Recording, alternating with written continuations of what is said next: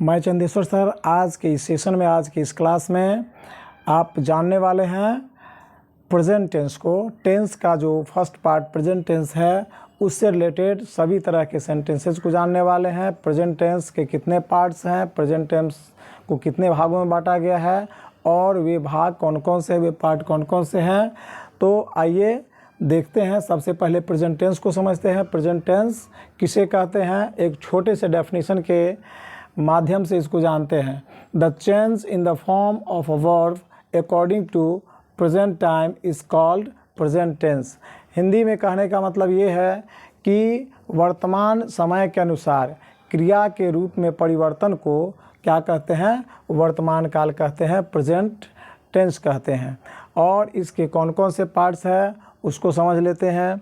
कोई भी काम, कोई भी एक्शन, कोई भी इवेंट वर्तमान समय में या तो होता है, अभी होता है, या तो फिर कुछ समय पहले से हो रहा है, और कुछ ऐसे भी वर्क होते हैं जो पास्ट में शुरू होकर के और नियर फ्यूचर में होने की बात करता है। ये सभी तरह के सेंटेंसेस जो है प्रेजेंट टेंस के अंदर आते हैं। तो सबसे पहले पार्ट्स को देख लेते हैं, parts of present tense. Present tense के कौन कौन से पार्ट्स हैं, तो आइए जानते हैं।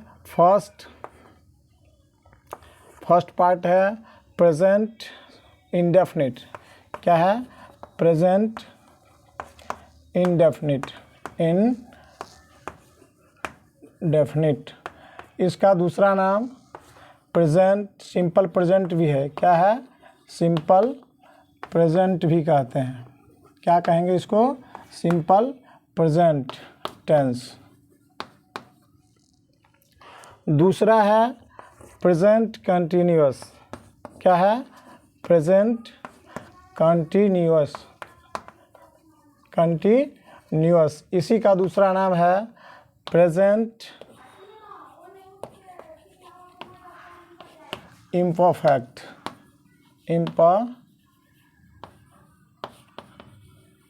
इम्परफेक्ट या फिर present progressive. Present progressive tense. इसके ये अलग अलग 3 नेम्स हैं। और तीसरे की बात करें तो तीसरा हो गया हमारा present perfect tense. Present perfect tense. और चौथा है, फोर्थ है प्रेजेंट परफेक्ट कंटिन्यूअस।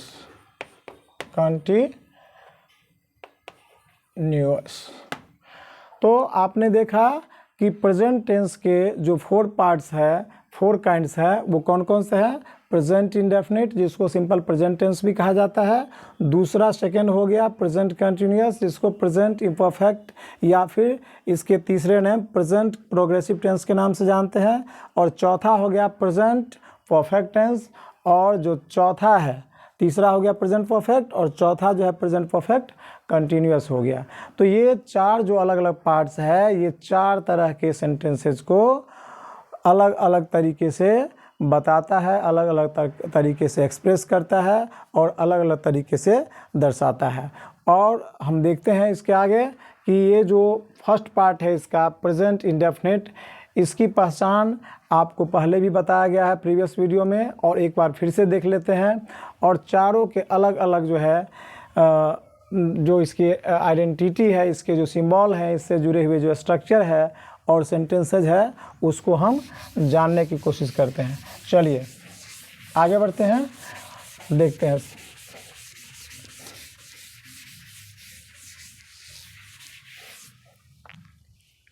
सबसे पहले सिंपल प्रेजेंट की बात कर लें, जिसको प्रेजेंट इंडेफिनिट कहते हैं। Simple present tense. Simple present tense, इसकी आइडेंटिटी होती है कि इसके सेंटेंसेज में यदि हिंदी वाक्य के अंत में ता है, ती है, ते हैं, ता हूँ, इत्यादि लगा हो तो हम समझ लेते हैं कि ये सिंपल प्रेजेंट से जुड़े हुए सेंटेंस है। स्ट्रक्चर की बात करें तो स्ट्रक्चर इसका सब्जेक्ट प्लस वर्ब की फर्स्ट फॉर्म या फिफ्थ फॉर्म प्लस क्या होता है, अदर वर्ड होता है, या ऑब्जेक्ट फिर अदर वर्ड होता है। ये इसका जो है फंडामेंटल स्ट्रक्चर है। उसके बाद इसमें ऑक्सिलरी वर्ब की बात कर लें तो डू डज का प्रयोग होता है। जैसे इसके नेगेटिव सेंटेंस को बनाएंगे तो क्या हो जाएगा, दूसरा स्ट्रक्चर इसका सब्जेक्ट प्लस डू और डज का यूज होगा, प्लस वर्ब की फर्स्ट फॉर्म आएगी और फिर अदर वर्ड्स लास्ट में आ जाएगा। यदि तीसरे स्ट्रक्चर की बात करें तो डू और डज पहले आएगा, उसके बाद फिर सब्जेक्ट आ जाएगा, मेन वर्ब की first form plus other word का यूज करेंगे। इसके चौथे फंडामेंटल स्ट्रक्चर की बात करें तो डू या डज आएगा, उसके बाद फिर सब्जेक्ट, उसके बाद नॉट, उसके बाद वर्ब की first form plus other words. तो आपने ये जो फर्स्ट 4 स्ट्रक्चर है उसको देख लिया है। नॉट जो है नेगेटिव वर्ड्स है, इसका यूज़ हम सेकेंड पोजीशन पे भी किसी सेंटेंस में कर सकते हैं और इससे हमारा सेंटेंस गलत नहीं होगा। लेकिन आपको पहले ही बताए थे कि ये जो कॉन्सेप्ट है तीसरे पोजीशन पे, third position in the sentence जो नेगेटिव वर्ड्स है हमको यूज़ करना है, ठीक है। तो ये जो फर्स्ट जो 4 बेसिक और फंडामेंटल स्ट्रक्चर है सिंपल प्रेजेंट से जुड़े हुए, इसको आपने देख लिया। आइए इसके जो सेंटेंसेज है उसकी बात कर लेते हैं, उसको देख लेते हैं कि ये सेंटेंसेज कैसे बनते हैं और किस तरह से इसके जो है 4 जो फंडामेंटल स्ट्रक्चर्स है कैसे बनाए जाते हैं। तो एक सेंटेंस को लेते हैं, मैं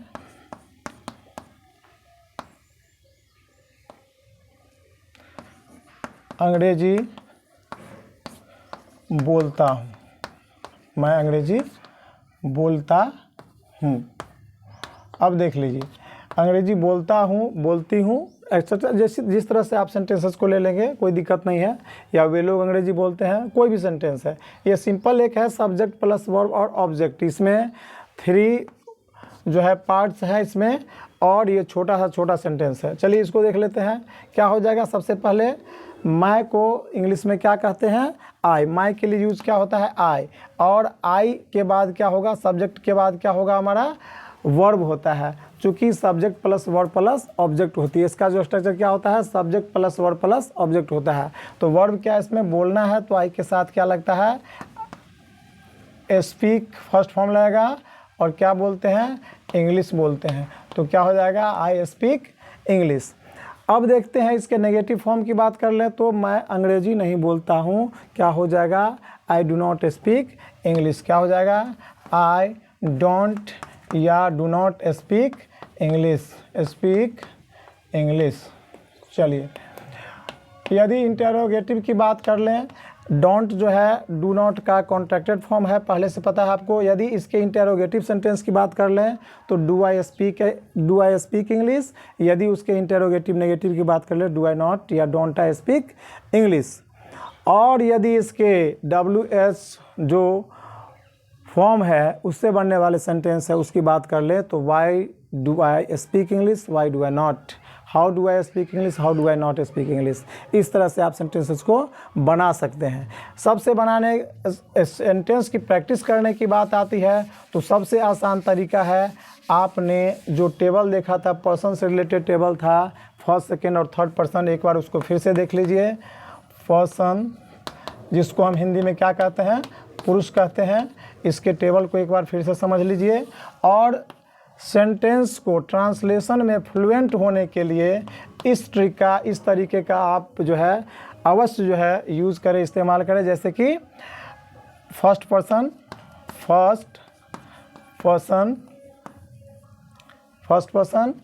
चलिए इसको अच्छे से लिख देते हैं, फर्स्ट पर्सन, सेकेंड पर्सन, और ये तीसरा है थर्ड पर्सन। ठीक है, आप देख पा रहे हैं पर्सन कितने हैं, 3 है, फर्स्ट, सेकेंड एंड थर्ड। यदि फर्स्ट पर्सन की बात कर ले तो फर्स्ट पर्सन कौन होता है? स्पीकर होता है। कौन होता है? Speaker, one who speaks, one who tells, one who says something about third person. किसको कहता है? सेकेंड पर्सन को कहता है। तो listener is second person. Speaker कौन होता है? फर्स्ट पर्सन क्या होता है? स्पीकर होता है। क्या होता है? स्पीकर। स्पीकर कौन है यहाँ? मैं हूँ। कौन बोल रहा है? मैं बोल रहा हूँ। तो आई क्या हो गया हमारा? फर्स्ट पर्सन हो गया। और वी, यदि हम दोनों एक साथ बोल रहे हैं तो क्या हो जाता है? वी होता है फर्स्ट पर्सन के अंदर। ठीक है। सेकेंड पर्सन की बात कर लें तो यू। यू क्या होता है हमारा? सेकेंड पर्सन होता है। Listener is second person. If I am speaking then who is listening to me? It's you. आप जो है मेरी बातों को सुन रहे हैं, so you are second person. And he, she, it, they and name, all the things, all the living or non-living things in the world have some proper name। जितने भी चीज़ें हैं, चाहे वो लिविंग हो या नॉन लिविंग हो, सबका अपना क्या होता है? इंडिविजुअल, उसका कुछ ना कुछ नाम होता है। तो ये सारी चीज़ें जो है क्या आ जाती है? थर्ड पर्सन के अंदर आता है। अब देखिए, स्पीकर क्या हुआ? First person. और लिसनर क्या हो गया? Second person. जिसके बारे में सेकेंड पर्सन को फर्स्ट पर्सन कुछ कह रहा है, बता रहा है, वो क्या हो गया? सारा का सारा थर्ड पर्सन हो गया। तो चलिए, जब हम सेंटेंस की बात करें, सेंटेंस में ट्रांसलेशन में फ्लुएंट होने की बात करते हैं, अभी मैंने बताया था, तो हम यहाँ से स्टार्ट करेंगे। मैं अंग्रेजी बोलता हूँ, आई स्पीक इंग्लिश। हम लोग अंग्रेजी बोलते हैं, वी स्पीक इंग्लिश। आप अंग्रेजी बोलते हैं, यू स्पीक इंग्लिश। वह अंग्रेजी बोलता है, ही स्पीक्स इंग्लिश। क्या हो जाएगा? यहाँ पे वर्ब का फिफ्थ फॉर्म लगेगा। तो he speaks English, she speaks English, it speaks English. यदि कोई नॉन लिविंग थिंग्स है, कोई चींटी है, कोई छोटे से जंतु है, नहीं, चींटी के को इशारा करते हैं कि इंग्लिश बोलती है, तो इट स्पीक्स इंग्लिश। वे लोग अंग्रेजी बोलते हैं, they speak English. They speak English third person plural के साथ क्या होता है? वर्ब का फर्स्ट फॉर्म लगता है।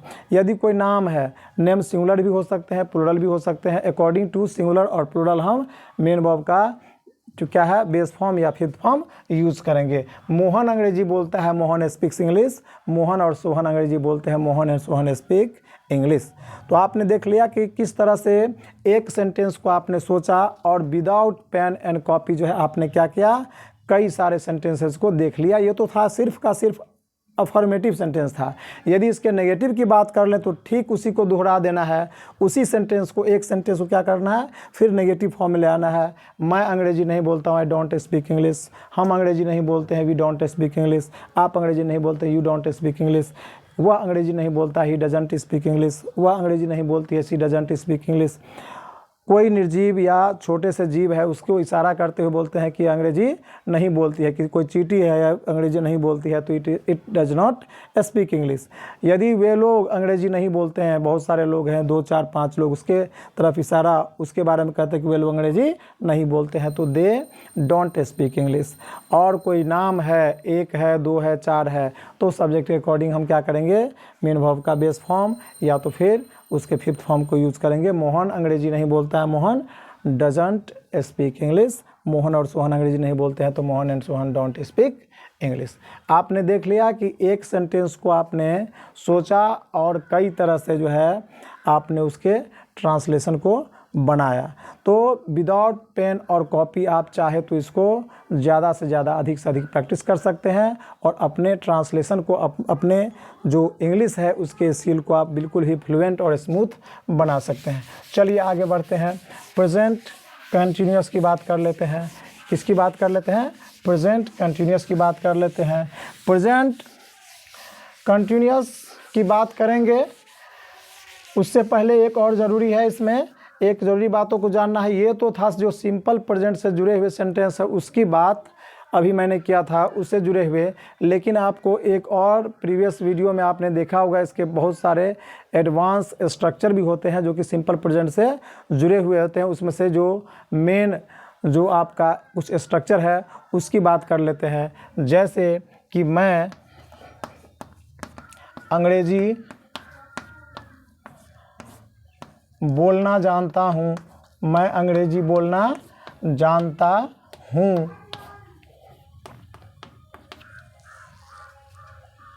मैं अंग्रेजी बोलता रहता हूँ, बोलता रहता हूँ। मैं अंग्रेजी बोलता तो हूँ, बोलता तो हूँ। मैं हमेशा अंग्रेजी बोलता हूँ, हमेशा अंग्रेजी बोलता हूँ।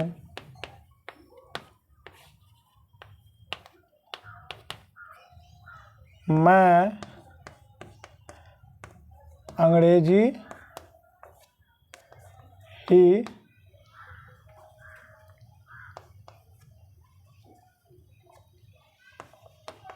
बोलता रहता हूँ।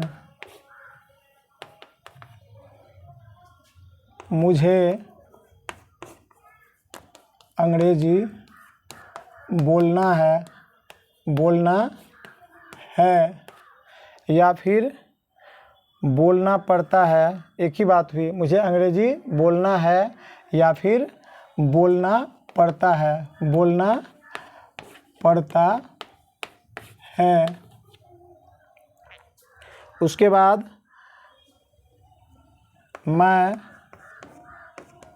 अंग्रेजी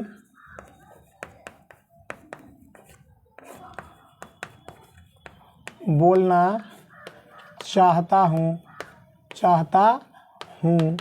आपने देखा कि ये 1 2 3 4 5 6 7 इसके अलावा भी और भी कई स्ट्रक्चर है जो सिंपल प्रेजेंट से जुड़े हुए हैं और इसमें आप बहुत ही कंफ्यूज करते हैं, क्योंकि ये डिफरेंट सेंटेंसेस जो है सबका एंडिंग तो ता है, ता हूँ, ती हूँ, ते हूँ से हो रहा है, लेकिन ये सारे का सारे सेंटेंस जो है डिफरेंट स्ट्रक्चर से बनने वाला है, अलग अलग स्ट्रक्चर से बनता है। चलिए हम पहले की बात कर लें। मैं अंग्रेजी बोलना जानता हूँ, तो इस तरह के सेंटेंस यदि कोई होता है तो उसको हम कैसे ट्रांसलेट करेंगे? आई नो, सब्जेक्ट के बाद नो या नोज का हम क्या करेंगे? यूज़ करेंगे। I know how to speak English. क्या हो जाएगा? I know how to speak English. वह अंग्रेजी बोलना जानता, he knows how to speak English. इस तरह से जो है उसका आप नेगेटिव, इंटेरोगेटिव, नेगेटिव, मतलब एक सेंटेंस यदि आप सोचते हैं तो कई सारे सेंटेंसेस का ट्रांसलेशन आपको ऑटोमेटिकली जो है बनाने आ जाता है और आप सीख जाते हैं। चलिए दूसरे सेंटेंस की बात कर लेते हैं। मैं अंग्रेजी बोलता रहता हूँ, तो कीप ऑन, आपको प्रीवियस जो सिंपल प्रेजेंट से जुड़े हुए स्ट्रक्चर वाले वीडियो थे उसमें बताया गया था, मैं अंग्रेजी बोलता रहता हूँ। आई कीप ऑन, कीप या कीप्स ऑन या तो फिर गो और गो ऑन का यूज होता है। I keep on speaking English या आई गो ऑन स्पीकिंग इंग्लिश, इस तरह से बनाएंगे। तो इसके बाद फिर मैं अंग्रेजी बोलता तो हूँ, आई डू स्पीक इंग्लिश, या वह अंग्रेजी बोलता तो है, एम्फैटिक सेंटेंस के अंदर आता है, ही डज स्पीक इंग्लिश। इस तरह से जो है इसका ट्रांसलेशन बनता है। मैं हमेशा अंग्रेजी बोलता हूँ, मैं हमेशा अंग्रेजी बोलता रहता हूँ। इसमें आप एक स्ट्रक्चर बोलता रहता हूँ कर दीजिए, बोलता रहता हूँ। अब देखिए बोलता रहता हूँ, मैं अंग्रेजी बोलता रहता हूँ और मैं हमेशा अंग्रेजी बोलता रहता हूँ, ये डिफरेंट सेंटेंस है। क्या है? इसमें हमेशा और सदा इसकी बात हो रही है, मतलब हमेशा की बात हो रही है, तो इसमें ऑलवेज यूज होगा। क्या हो जाएगा? आई एम ऑलवेज, इसमें इस एम आर का प्रयोग होता है, I am always speaking English. ठीक है। और ये जो है इन्फिनेटिव जो पहला था इसमें, जैसे कि मैं अंग्रेजी बोलता रहता हूँ, तो क्या हो जाता है? इसमें टू वर्ब आ जाता है, टू इन्फिनेटिव आ जाता है। क्या आता है? टू इन्फिनेटिव, टू वर्ब आ जाता है। और इसमें क्या आता है? प्रेजेंट पार्टिसिपल यानी V4 का यूज होता है इसके अंदर। चलिए, मैं अंग्रेजी बोलता ही रहता हूँ, तो इस तरह का सेंटेंस होगा। बीच में देख लीजिए आपकी ही आ रहा है, मैं अंग्रेजी बोलता ही रहता हूँ, मैं वहाँ जाता ही रहता हूँ, मैं यह काम करता ही रहता हूँ, तो डू नथिंग और डज नथिंग का यूज़ करेंगे। मैं अंग्रेजी बोलता ही रहता हूँ, I do nothing but speak English, he does nothing but go to school, वह स्कूल जाते ही रहता है। मुझे अंग्रेजी बोलना है या बोलना पड़ता है, I have to speak English, he has to speak English. इस तरह से हैज़ टू और हैव टू का प्रयोग हम इसमें करते हैं। मैं अंग्रेजी बोलना चाहता हूँ, वांट या वांट्स का यूज़ करते हैं। क्या करते हैं? वांट या वांट्स का यूज़ करते हैं। इस सब्जेक्ट के अकॉर्डिंग जो है वांट और वांट्स यूज होगा। मैं अंग्रेजी बोलना चाहता हूँ, I want to speak English. आप घर जाना चाहते हैं, you want to go home. इस तरह से हम ट्रांसलेशन, ये स्ट्रक्चर जो कुछ स्ट्रक्चर थे मैंने उसको आपने देखा है, ये 7 टाइप्स के थे। इसके अलावा भी और कई सारे स्ट्रक्चर है, उसको हम किसी दूसरे वीडियोज़ के माध्यम से आपको मैं बताऊंगा। चूँकि वीडियो काफ़ी लंबा हो जाएगा, इसलिए आगे बढ़ते हैं। प्रेजेंट कंटिन्यूअस की बात कर लेते हैं, ठीक है। और स्ट्रक्चर से जुड़े हुए अलग अलग वीडियोज़ भी आप इसी चैनल के माध्यम से आपको देखने को मिलेगा, सीखने को मिलेगा। इसलिए यदि अभी तक आपने इस चैनल को सब्सक्राइब नहीं किया हुआ है, यदि आप इस चैनल पर पहली बार हैं, पहली बार जो है इस वीडियो को देख रहे हैं, तो निश्चित रूप से सब्सक्राइब कर लीजिए। क्योंकि यहाँ से बहुत सारी इम्पोर्टेंट जानकारी, बहुत सारी इम्पोर्टेंट नॉलेज जो है आपको मिलने वाला है।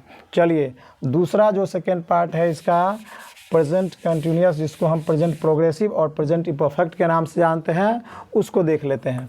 Present continuous, present continuous tense, जिसका दूसरा नाम है प्रेजेंट इम्परफेक्ट और तीसरा नाम है present progressive tense.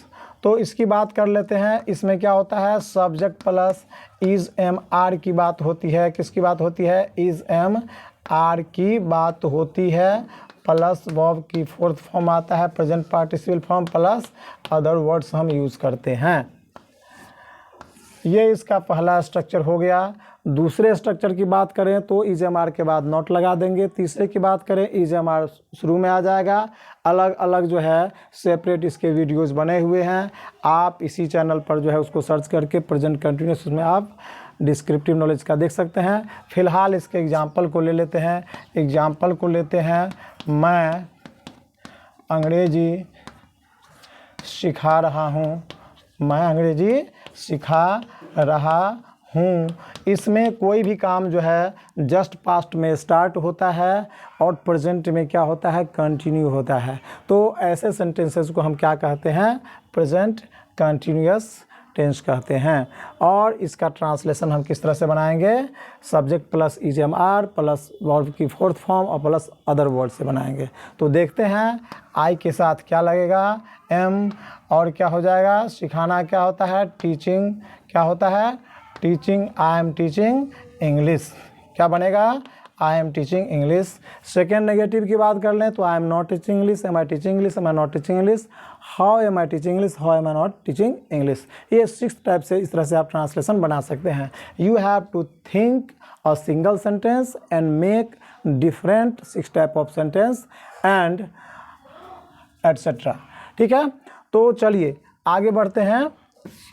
Present perfect की को देखते हैं, जो इसका थर्ड पार्ट है उसको देखते हैं। प्रेजेंट परफेक्ट टेंस को देख लेते हैं।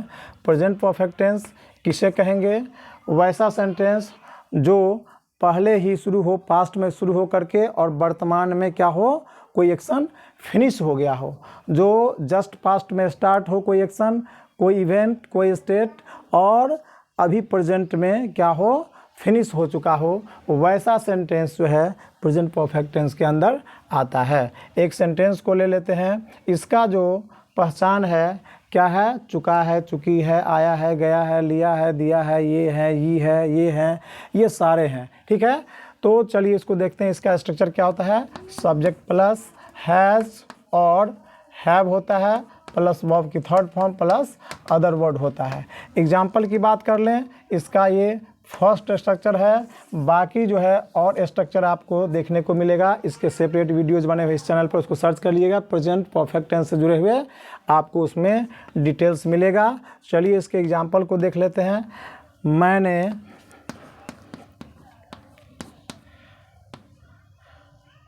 अंग्रेजी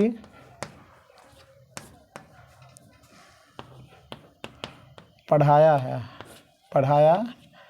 है या पढ़ा चुका हूँ। मैं अंग्रेजी पढ़ा चुका हूँ। ऐसे लिखिए आप, मैं अंग्रेजी पढ़ा चुका हूँ। या सिखा चुका हूँ। मैं अंग्रेजी सिखा या पढ़ा चुका हूँ। एक ही बात होती है, पढ़ा या सिखा चुका हूँ। क्या बनेगा इसका? I have taught. क्या हो जाएगा? I have taught English. क्या हो जाएगा? I have taught English. फिर इसके नेगेटिव सेंटेंस की बात कर लें तो क्या हो जाएगा? I haven't taught English, have I taught English, have I not taught English, या haven't I taught English. Why have I not taught English? Why have I not? Why have I taught English? Why have I not taught English? इस तरह से आप 6 type के sentences को देख सकते हैं और फिर चलिए बना सकते हैं। तो अधिक से अधिक प्रैक्टिस करना है आपको। You have to select a single sentence and make 6 types of the translation. ठीक है, तो चलिए आगे बढ़ते हैं। जो इसके 4th पार्ट है प्रेजेंट परफेक्ट। क्या है? Present perfect perfect continuous. क्या?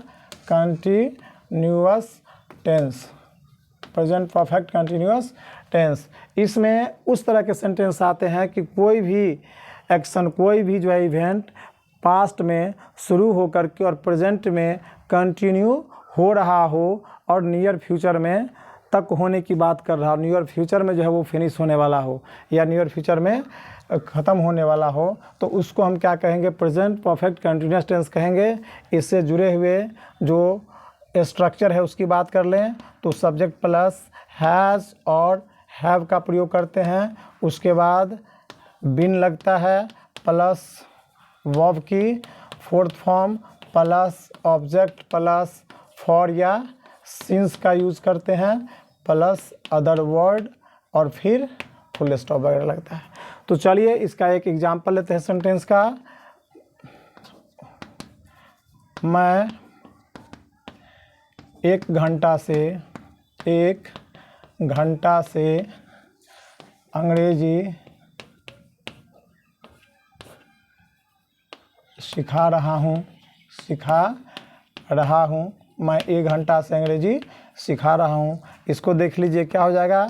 I have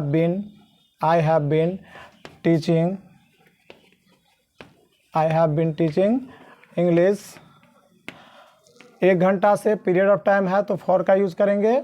for I have been teaching English for an hour. अब देख लीजिए फॉर और सिंस का यूज़ हम कहाँ करेंगे?